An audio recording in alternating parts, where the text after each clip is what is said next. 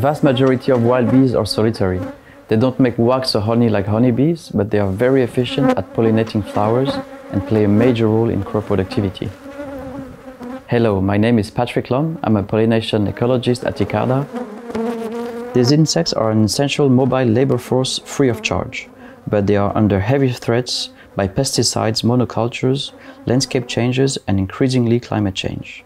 In many countries, for instance the Netherlands, Great Britain, and other countries with industrialized monocultures, the diversity of pollinators decreases rapidly.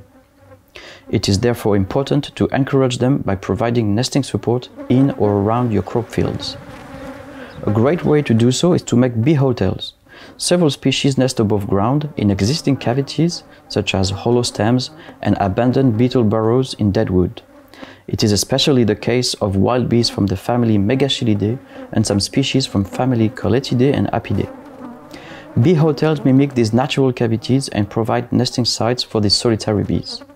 They can also shelter many natural enemies of insect pests like parasitic wasps, ladybugs, lacewings, earwings, or spiders.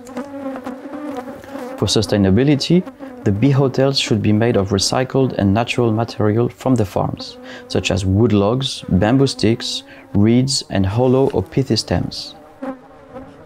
To make a bee hotel, you should first cut wooden logs and tubes slightly smaller than your box. Then drill holes of different sizes into the wooden blocks. The most commonly used holes by solitary bees are from 5 to 8 millimeters.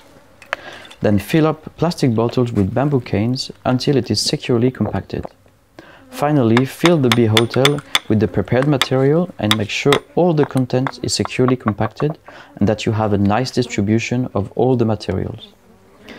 Place this bee hotel close to your crop in a sunny spot facing the morning sun.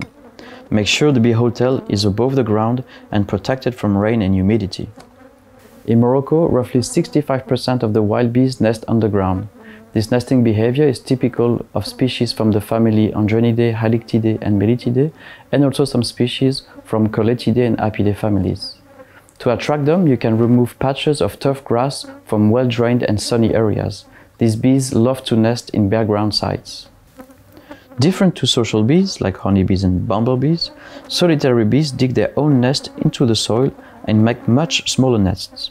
They can stay in the ground almost a full year, emerging for only 1 or 2 months to reproduce, pollinate your crops, and lay eggs. They are thus highly exposed to residues of pesticides found in agricultural areas. Even if pesticides are not applied while bees are flying, be aware that chemicals accumulate in the soil over years, and your soil can get more and more toxic for these wild bees. The seeds coated with insecticides are especially harmful to bees nesting in your crops. Avoid the use of pesticides, especially neonicotinoids, to better sustain wild bees in your field.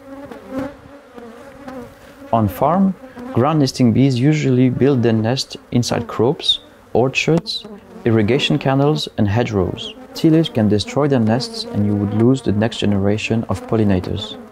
Wild bees are very vulnerable to tillage because eggs and larvae cannot move.